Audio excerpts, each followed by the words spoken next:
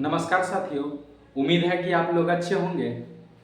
आज जो हम लोग जिस टॉपिक पर बात करेंगे वो टॉपिक है आपका, आप लोगों के सामने टॉपिक देख रहे हैं, यह है एससी एसटी आरक्षण में बड़ा बदलाव।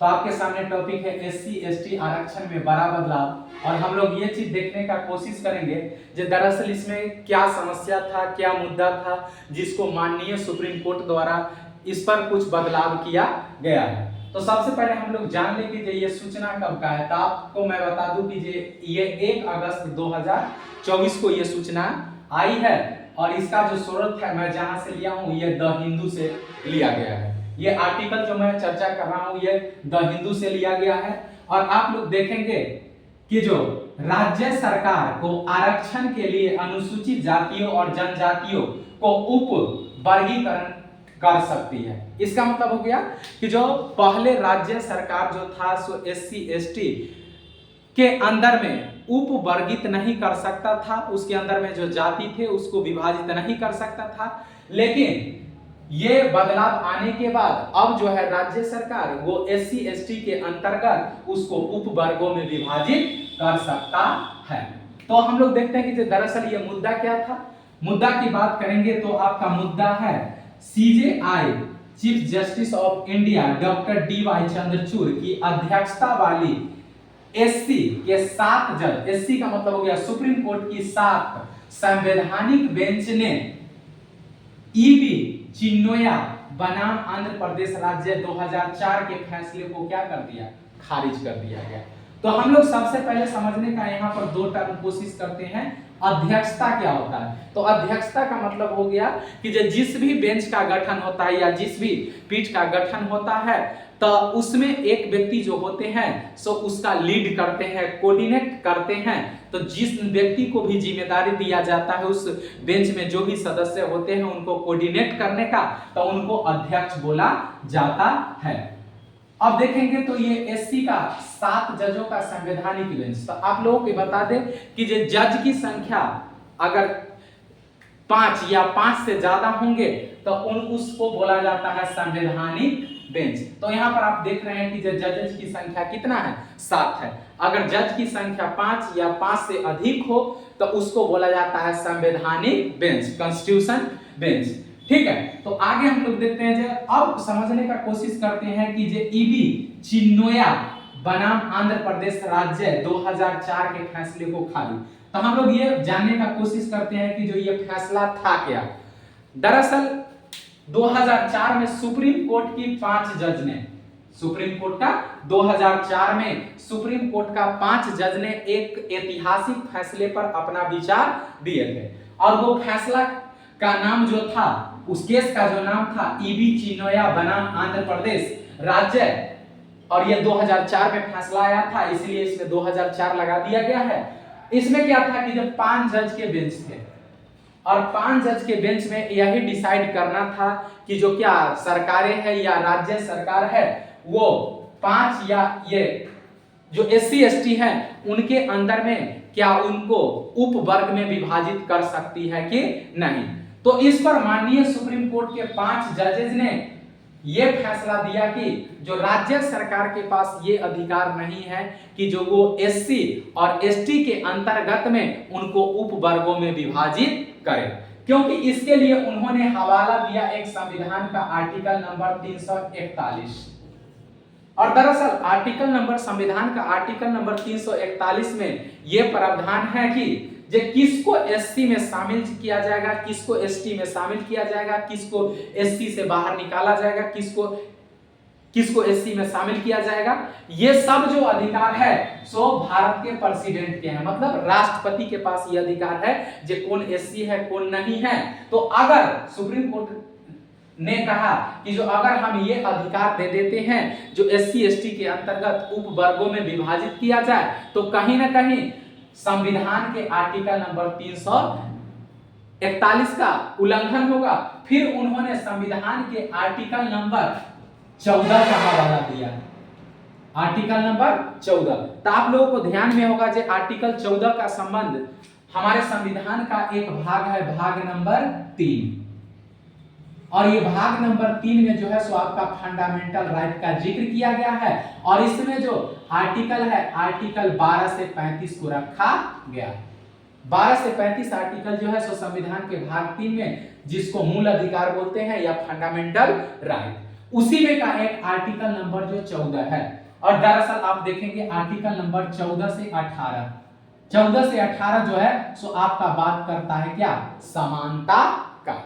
अब समानता का बात करता है तो आर्टिकल 14 अगर हम लोग देखेंगे तो इसमें दो प्रावधान है। एक कहता है विधि के समक्ष समता, समता या समान एक ही बात हुआ, और एक कहता है विधि का समान संरक्षण। दोनों बात में अंतर है। विधि के समक्ष समता, इसका मतलब हो गया कानून के सामने प्रत्येक व्यक्ति एक समान है, न कोई छोटा है, न कोई बड़ा है, न कोई ऊंच है, न कोई नीच है। इसका मतलब हो गया कि कानून अपने स्तर पर किसी के साथ किसी प्रकार का भेदभाव नहीं करेगा। और दूसरा का मतलब हो गया जो विधि के समक्ष समान संरक्षण, इसका मतलब जो कानून के सामने सबको संरक्षण एक जैसा मिलेगा। जैसे एग्जाम्पल के तौर पर मान लीजिए कि एक कोई गरीब व्यक्ति था, एकदम आम झुग्गी बस्ती में रहने वाला व्यक्ति, और एक मान लीजिए कि जे उनको प्रधानमंत्री के गाड़ी से क्या हो गया, एक्सीडेंट हो गया, या प्रधानमंत्री नहीं ले तो मान लीजिए सलमान खान के गाड़ी से क्या हो गया, एक्सीडेंट हुआ। उसके लिए अब राज्य कहेगा कि नहीं भाई हम तो सबके साथ न्याय करेंगे, अगर वकील देंगे तो सलमान खान को भी देंगे और वकील देंगे तो हम क्या है जो एक आम जो जनता थे एकदम गरीब थे उनको भी देंगे। तो इसके लिए आप बोल सकते हैं कि जो वो एग्जाम्पल जो हो गया सो विधि के समक्ष समता, क्योंकि हम सभी के साथ बराबर क्या करेंगे, न्याय करेंगे। लेकिन ये कहता है कि नहीं, अगर कोई क्या है वंचित है, दबा हुआ है, तो उसको कुछ विशेष सुविधाएं, उसको सुरक्षा, उसको प्रोटेक्शन क्या होना चाहिए, मिलना चाहिए। तो इस बात का तो यहाँ पर होता क्या है कि जो ये जो है विधि के समक्ष समता ये नकारात्मक है, निगेटिव, और विधि का समान संरक्षण ये जो है सो इसको पॉजिटिव माना जाता है, सकारात्मक माना जाता है। तो माननीय सुप्रीम कोर्ट ने ये जो था ईबी चिन्नोया बनाम आंध्र प्रदेश राज्य का जो मामला, इसमें जो था से आर्टिकल 14 नंबर का जो पहला क्लॉजेस था उस पर जोर दिया। इसका मतलब हुआ कि जो इसमें जो उन्होंने आर्गुमेंट दिया वो निगेटिव पक्ष पर ज्यादा ध्यान दिया। फिर आप देखेंगे तो आर्टिकल इन्होंने इसी में जिक्र किया आर्टिकल नंबर 15 का। तो आप लोगों को पता है जो आर्टिकल नंबर 15 कहता है धर्म, जाति, समुदाय, जन्म स्थान, भाषा, इनमें लिंग, इनमें से किसी भी आधार पर किसी के साथ भेदभाव नहीं किया जाएगा। इसका मतलब क्या हुआ, इनमें से किसी भी आधार पर भेदभाव नहीं किया जाएगा। तो उन्होंने कहा कि अगर हम इसमें अगर किसी व्यक्ति विशेष को हम क्या कर सकते हैं, वर्ग में विभाजित करके उनको कुछ विशेष अधिकार देंगे। एससी के अंतर्गत में ही अलग अलग जाति के अगर उसके अंदर में हम कोटा फिक्स करेंगे तो कहीं ना कहीं किसी के प्रति जाति के आधार पर क्या होगा, भेदभाव किया जाएगा। इसी तरह से इन्होंने और दो तीन जो आर्टिकल थे उसका आर्गुमेंट दिया और इस आधार पर कहा कि जो हम राज्य को ये अधिकार नहीं दे सकते हैं कि जो राज्य क्या करे, इस स्तर पर एससी के या एसटी के अंदर में उसको उप वर्ग में क्या करें, विभाजित करें। ठीक है, इसके बाद अगर हम लोग देखेंगे तो आगे क्या हुआ, राज्य सरकार अनुसूचित जातियों को उप वर्गीकरण नहीं कर सकती और यह फैसला पलट दिया गया। इसका मतलब है जो आप इस मामला में देखेंगे ईबी चिन्नोया के मामले में सुप्रीम कोर्ट ने कहा था कि जो राज्य सरकार अनुसूचित जाति को उप वर्गों में नहीं विभाजित कर सकती है। तो ये मामले जो देखेंगे इस मामले में क्या कर दिया गया, इस फैसला को पलट दिया गया है।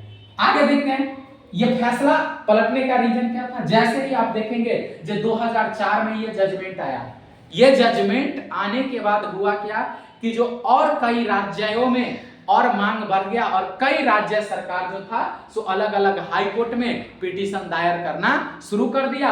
और उनका मांग ये था जो एससी एसटी के अंतर्गत में जो कुछ जाति हैं वो दबे हुए हैं, उनको मुख्य धारा में शामिल करने के लिए उनका पहचान करना जरूरी है। उनके लिए एससी के अंतर्गत में, एसटी के अंतर्गत में उपवर्ग बनाना जरूरी है और ये अधिकार हमें मिलना चाहिए।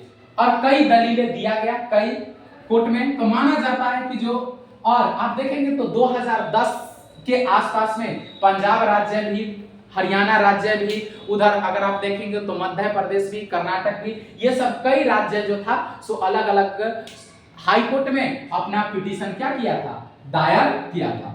तो माननीय सुप्रीम कोर्ट ने क्या किया, ये 23 और ये मामला जो है सो आपको 2020 में गया फिर से किसके पास, सुप्रीम कोर्ट के पास। और जब 2020 में सुप्रीम कोर्ट के पास गया तो अन्य जो और जितने हाई कोर्ट में ये इससे रिलेटेड जो याचिका थे उस सारे याचिका को सुप्रीम कोर्ट अपने पास मंगवा लिया। तो देखिए सुप्रीम कोर्ट के पास एक अधिकार है कि जो किसी भी मुद्दा को वो अपने अंदर, मतलब वो आदेश देके, अध्यादेश जारी करके, और किसी भी मुद्दा से रिलेटेड अगर कोई भी समस्या है तो उस समस्या को अपने यहाँ सुप्रीम कोर्ट मंगा सकता है, या किसी मुद्दा पर अगर हाई कोर्ट कोई फैसला दे दिया है तो उस मुद्दा को फिर से वो अपने यहाँ रिव्यू के लिए उसको बुला सकता है। तो जितने याचिका थे सभी को मंगाया और मंगाने के बाद टोटल याचिका जो हुए से लगभग 23 याचिका था और इस पर सुनवाई होने का बात तय हुआ। 2020 में यह हुआ। उसके बाद आप देखेंगे और इसमें यही हुआ जो ईबी चिन्नोया बनाम आंध्र प्रदेश राज्य के फैसला को क्या देना था, चुनौती देना था। तो अब इस फैसला को चुनौती देना था। अब यहीं से कार्यक्रम क्या होता है, आपका शुरू होता है। तो 2020 में ये सब हो गया। उसके बाद आपको पता है कि जो हमारे सुप्रीम कोर्ट में जो भी मामले जाते हैं उतना जल्दी इस पर सुनवाई होता नहीं है। उसके बाद आप देखेंगे तो ये प्रक्रिया शुरू होती है आपको 8 फरवरी को, और 8 फरवरी को यह प्रक्रिया शुरू होती है और इस पर क्या होता है, सुनवाई होता है। इसके लिए डीवाई चंद्रचूड़ की अध्यक्षता में 7 जजेज का एक बेंच गठित किया जाता है और ये बेंच जो है इसका जो अध्यक्षता करेंगे डॉक्टर डीवाई चंद्रचूड़। और इसमें जो एक जज थे जिनका नाम था बी.आर. गवई, एक थे विक्रमनाथ और एक थे बी.एम. त्रिवेदी, एक थे मनोज मिश्रा और थे पंकज मित्तल और एक थे सचिन शर्मा। ये कुल मिला के आपका क्या थे, 7 जज थे। और ये 7 जज का बेंच था और इन्होंने क्या किया, इस पर अपने दलील क्या किया, पेश किया। और इस दलील में जो था सो राज्य सरकार के पक्ष में जो थे से 6 क्या थे, जज थे और एक जज जो थे से राज्य सरकार के विपक्ष में थे। अगर सिंपल भाषा में कहे तो 6 जज का ये मानना था कि जो राज्य सरकार के पास ये अधिकार होना चाहिए कि जो एससी एसटी के अंतर्गत में जो कुछ समाज में हाशिए पर जो जाति है या जो व्यक्ति है आर्थिक रूप से, शैक्षणिक रूप से एससी एसटी के अंतर्गत जो पिछड़ा है, उनको मुख्य धारा में शामिल करने के लिए राज्य सरकार के पास कुछ विशेषाधिकार है। ये 6 जज का मानना था, जबकि एक जज का मानना था कि जो नहीं, ये अधिकार राज्य सरकार के पास नहीं है। इसका मतलब आप सीधे माने तो एक जज जो थे सो ईबी चिन्नोया बनाम आंध्र प्रदेश राज्य के फैसले को पलटने के पक्ष में नहीं थे, जबकि ये 6 जज जो थे सो उसके पलटने के पक्ष में थे। तो आप सभी को पता है जो फैसला वही होता है जो बहुमत में होता है। तो आप देखेंगे कि जो ये 6 जो थे से बहुमत में थे, इसीलिए इनका चला। और आप पूछेंगे तो विपक्ष में कौन सा जज थे, थोड़ा इसको बता दे। तो विपक्ष में जो जज थे बीएम त्रिवेदी नाम के एक जज थे, वो इसके विपक्ष में थे। उनका मानना था कि जे, और उन्होंने फिर वही आर्गुमेंट दे रहे थे जो उसमें दिया गया था आर्टिकल 14 का, आर्टिकल 15 का, आर्टिकल 16 का, आर्टिकल 21 का। फिर अगर आप देखेंगे तो एक आर्टिकल नंबर जो 341 था, इनका यही आर्गुमेंट था। तो आपको पता था जो बहुमत में है उनका फैसला होगा। तो इसमें जो थे से 8 फरवरी को माननीय सुप्रीम कोर्ट ने दलील को सुनी। 8 फरवरी 2024 को सुप्रीम कोर्ट ने दलील सुनी और इस दलील में अटॉर्नी जनरल आर.के. वेंकटरमन और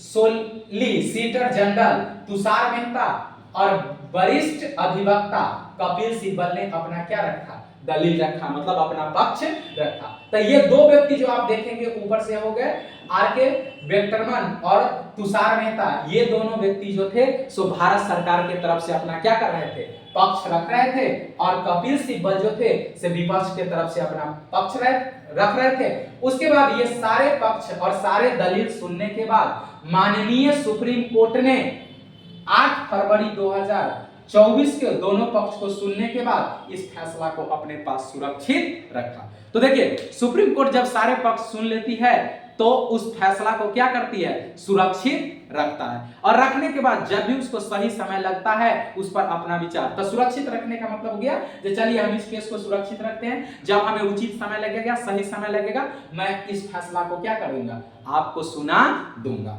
ठीक है, और उसके बाद आप देखेंगे तो अंततः 1 अगस्त 2024 को यानी कल माननीय सुप्रीम कोर्ट जो थे से इस ऐतिहासिक फैसला को सुनाए, और इसमें यही कहे कि जो नहीं, राज्य सरकार के पास ये अधिकार है, और राज्य सरकार के पास ये अधिकार है जो समाज में SC ST के अंतर्गत जो आर्थिक, सामाजिक और शैक्षणिक रूप से पिछड़े हुए हैं उनको पहचान करके उनको कुछ विशेष आरक्षण का व्यवस्था करके उनके लिए कुछ विशेष सुविधा करके उनको भी मुख्य धारा में शामिल करने का कोशिश किया जाए।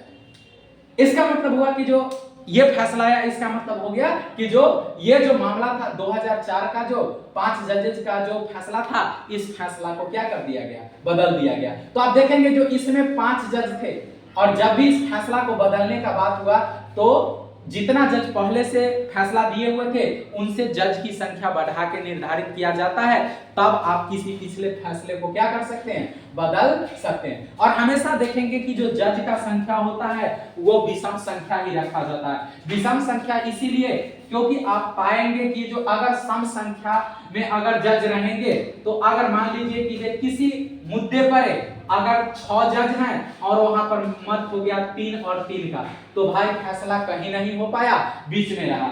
अगर इसीलिए वहां पर अगर विषम रखा जाता है, 5 रखा जाता है, तो फैसला आराम से हो जाएंगे। अगर 3 एक तरफ हुए तो 2 एक तरफ हो जाएंगे, या फिर 4 एक तरफ हुए तो क्या हो जाएंगे, 1 एक तरफ हो जाएंगे। तो इस तरह से इसमें फैसला, या 5 और 0 से फैसला हो जाएंगे। तो इस तरह के फैसला में दिक्कत नहीं होता। जबकि वो सम संख्या जज की संख्या रहेगा तो हो सकता है कि किसी मामले में अगर बराबर हो गया तो फिर वहां पर समस्या हो सकता है। अब ये जब फैसला सुनाया गया तो माननीय सुप्रीम कोर्ट द्वारा कुछ गाइडेंस दिया गया, क्योंकि आप सभी को पता है जो सुप्रीम कोर्ट जो फैसला देगा हो सकता है कि जो उसका बड़े पैमाने पर दुरुपयोग भी किया जा सकता है। तो माननीय सुप्रीम कोर्ट ने कहा कि जो सबसे पहले जो है सो SC ST के अंतर्गत आप क्रीमी लेयर के सिद्धांत को क्या करेंगे, क्रीमी लेयर के सिद्धांत को आप जो है सो बनाएंगे। अब ये क्रीमी लेयर का सिद्धांत क्या होगा, तो आप देखेंगे एक आपको याद होगा जो ओबीसी के मामले में 2017-18 में 17-18 हो सकता है या 16-17 हो सकता है, थोड़ा आप लोग इसको चेक कर लेंगे, इस पर थोड़ा सा डाउट है। 16-17 भी हो सकता है या 16-18 होगा, या 16-17 होगा या 17-18 होगा, ये दोनों में से कोई होगा। तो आप लोग इसको थोड़ा सा चेक कर लेंगे। इसमें क्या हुआ, पहला बार ओबीसी के अंतर्गत EWS का क्या आया था, मतलब विचार पहली बार आया था। इसका मतलब ओबीसी के अंतर्गत में जो आर्थिक रूप से पिछड़े हुए हैं उनके लिए कुछ राज्य क्या करेगा, विशेष प्रावधान करेगा और उनको पहचान करके निकालेगा। तो वर्तमान में देखेंगे तो ओबीसी वाला के हिसाब से 8 लाख रुपया उनको क्रीमी लेयर के अंतर्गत में क्या किया गया, रखा गया। इसका मतलब है जिनका 8 लाख से ऊपर आमदनी है उनको हम मान लेंगे जो क्रीमी लेयर में आते हैं, और जिनका 8 लाख से कम है उन नॉन क्रीमी लेयर में क्या करते हैं, आते हैं। तो हम विशेष सुविधाएं उनको ही देंगे जो नॉन क्रीमी लेयर के अंतर्गत में आते हैं, हम क्रीमी लेयर को नहीं देंगे, क्योंकि उनका आमदनी जो है वो समाज में अच्छी स्थिति में है। उनको मतलब कि जो लगभग 8 लाख का मतलब आप वार्षिक का मतलब सीधे समझ सकते हैं, जो 12×6=72, इसका मतलब हो गया जे 60 से 65 हजार, इसका मतलब होगा जब 65 हजार आमदनी किसी परिवार को अगर प्रत्येक साल उसको आता है, प्रत्येक महीना में अगर आता है 65,000 रुपया, तो वो मान के चला जाएगा कि जो लगभग 70,000 अगर हो गया तो आप मान के चलेंगे जो क्रीमी लेयर में चला गया। अगर 65,000 है फिर भी वो 65,000, 64,000, 63,000, 60,000 और 65,000 के बीच में है, तो आप मानेंगे जो किस में है, नॉन क्रीमी लेयर में है, उसको कुछ विशेष सुविधाएं क्या होगा, राज्य द्वारा दिया जाएगा।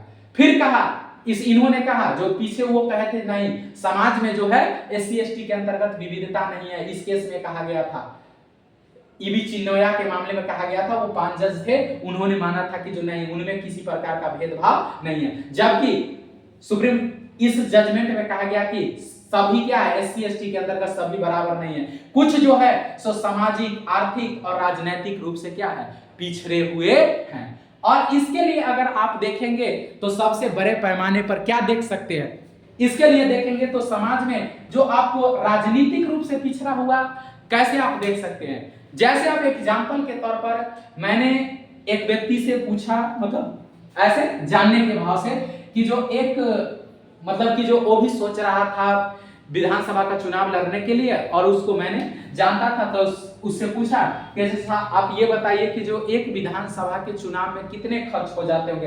मेरा अनुमान था कि जो विधानसभा है तो लगभग वही 60-70 लाख हो ही जाता होगा। मेरा तो अनुमान था कि जो लोकसभा में 1 करोड़ होते होंगे। जब मैंने कहा कि जो क्या लोकसभा में 60-70 लाख खर्च हो जाता होगा, तो वो व्यक्ति ने पहले 1 मिनट तक लगातार जोर जोर से हंसा, फिर हमें समझ में नहीं आया कि जो हो के आ गया, फिर वो बताया कि जो इस अभी तो 10 से 12 करोड़ चल रहे हैं विधानसभा में।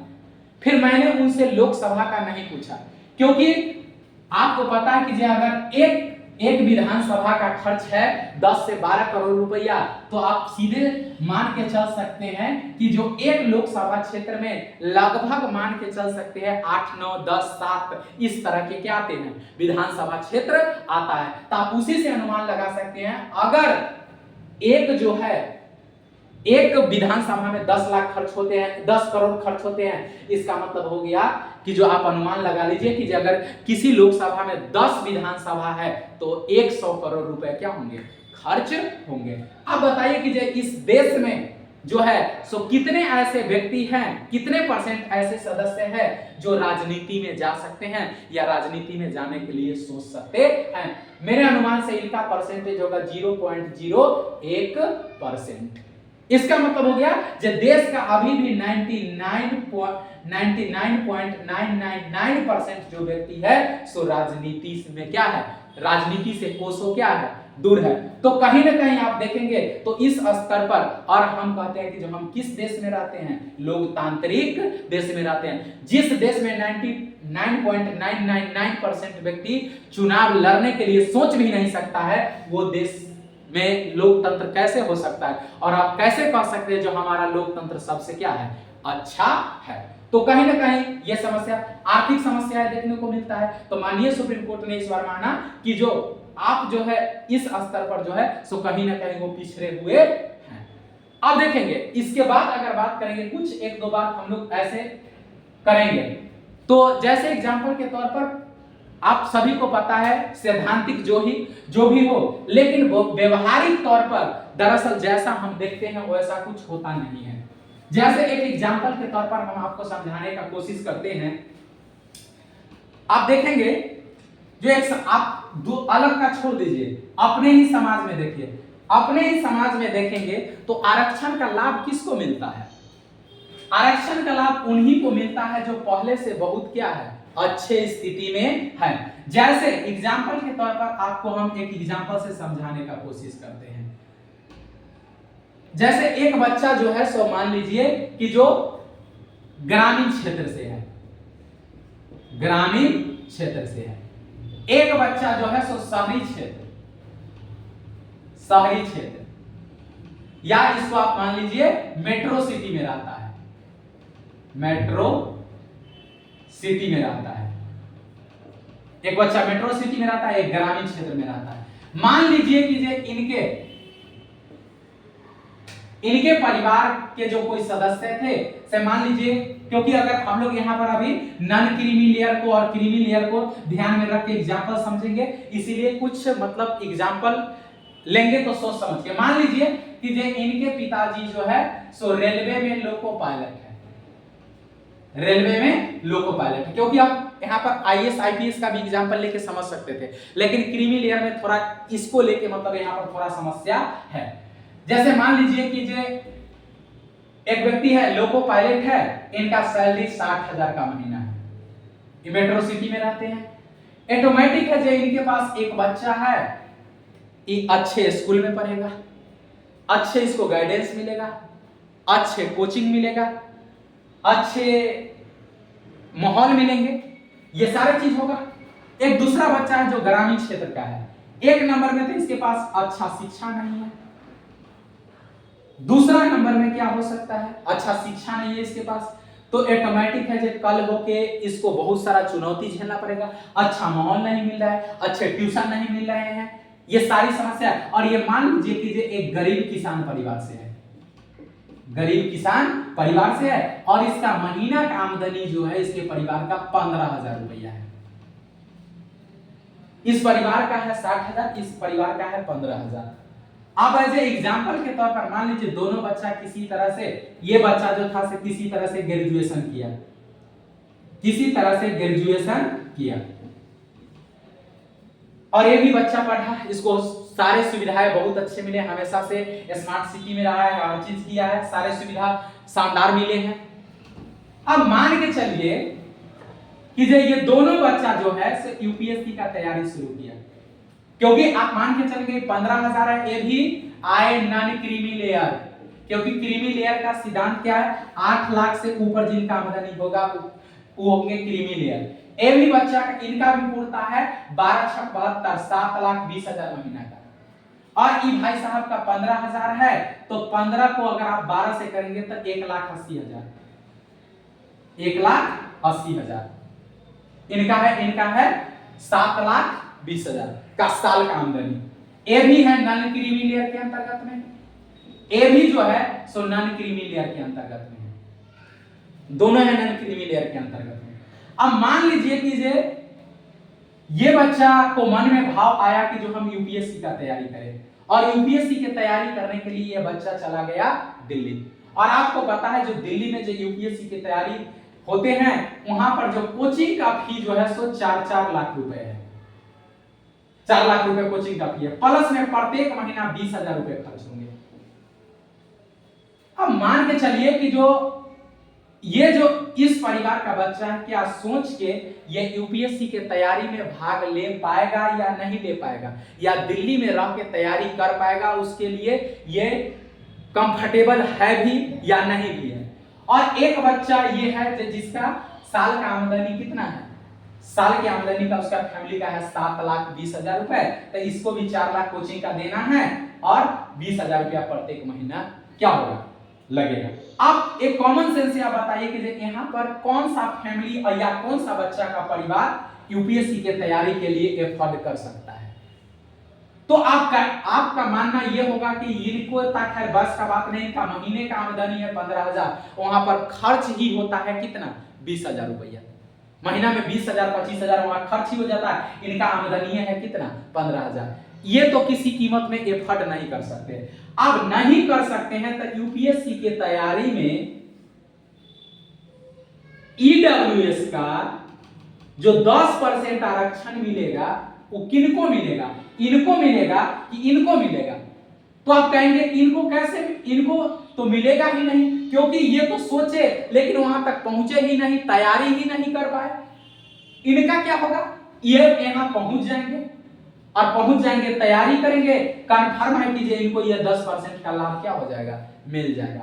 इससे भाइयों निष्कर्ष क्या निकला, जो समाज में पहले से अच्छे स्थिति में थे, पहले से नौकरी में थे, ये भी 10% का लाभ किनको मिल गया, उनको ही मिल गया जो मतलब पहले से ही क्या थे, अच्छे स्थिति में थे। इसका मतलब हुआ जो समाज में पहले से वंचित था, जो मुख्य धारा में किसी वजह से अभी तक शामिल नहीं हो पाया, वो आज भी क्या हो पा रहे हैं, मुख्य धारा में शामिल नहीं हो पा रहे हैं। और ऐसा केसेस तो आपने मतलब हाल फिलहाल में ही कई केस आप सुने ही होंगे, जो यूपीएससी में मतलब कि जो जिनके घर में आईएएस आईपीएस थे, वो व्यक्ति जो होता है सो ईडब्ल्यूएस का आरक्षण लेके, और विकलांग नहीं होते हुए भी पीडब्ल्यू का आरक्षण लेके क्या बन गए, आईएएस बन गए। ईडब्ल्यूएस का 10% आरक्षण जिनके घर में पहले से ब्यूरोक्रेट अवेलेबल था, ये कहीं ना कहीं तो बड़े पैमाने पर क्या होते हैं, और ये सब कर कौन सकते हैं, जो पहले से बहुत अच्छे स्थिति में वही ये सब कर सकते हैं। गरीब आदमी और वंचित जो समाज में आज भी बंधुआ मजदूर है, उसके परिवार का बच्चा ये कहां से सोच सकता है। और दूसरा नंबर में अगर मान लीजिए आप समाज में इसका एग्जाम्पल भरमार रहता है कहने के लिए, जैसे क्या होता है कि आप देखेंगे जे करोड़ों गरीब परिवार के बच्चा में से करोड़ों में से एक पीस जो होता है सो सारे बंधन को क्या कर देता है, या इतना एड़ी चोटी का जोर लगाता है जो सारे बंधन को क्या करता है, तोड़ देता है। तो इससे समाज को प्रेरणा मिलता है, जो वो गरीब था वो किया, आप कैसे नहीं करेंगे भाई। आपको मानने पड़ेंगे जब करोड़ों में या 10 करोड़ में एक पीस ऐसे होते हैं जो इस बंधन को तोड़ पाते हैं, जिस समस्या में वो फंसे हुए हैं, नहीं तो बाकी इस बंधन को तोड़ नहीं पाते हैं। तो समाज में क्या करोड़ों के अपवाद से क्या आप पूरे समाज को मतलब कि जो निष्कर्षित कर देंगे, या आप एक अपवाद से पूरे समाज को तोड़ देंगे, ये भी तो अपने आप में क्या है, चिंता की बात है।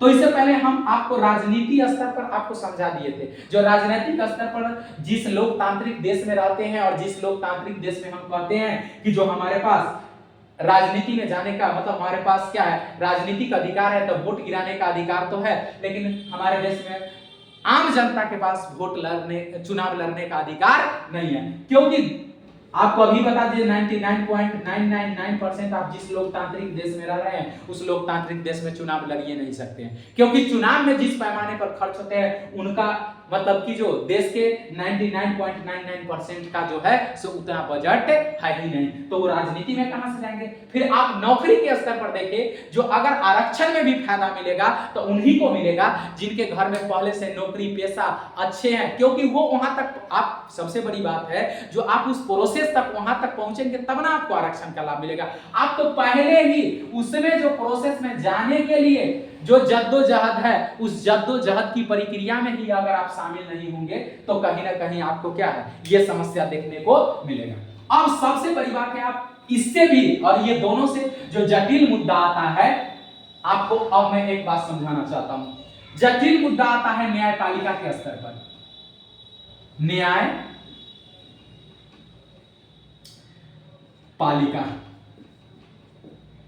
आज भी देखेंगे ना, तो हमारे देश में न्यायपालिका के स्तर पर या न्यायपालिका के ऊपर जो वर्चस्व है, हमारे देश में 200 परिवार है या 200 से 250 परिवार है। यह 200 से 250 परिवार का क्या है, वर्चस्व है। आज भी इन्हीं का चलता है, इनके अलावा किसी का क्या होता है, नहीं चलता है।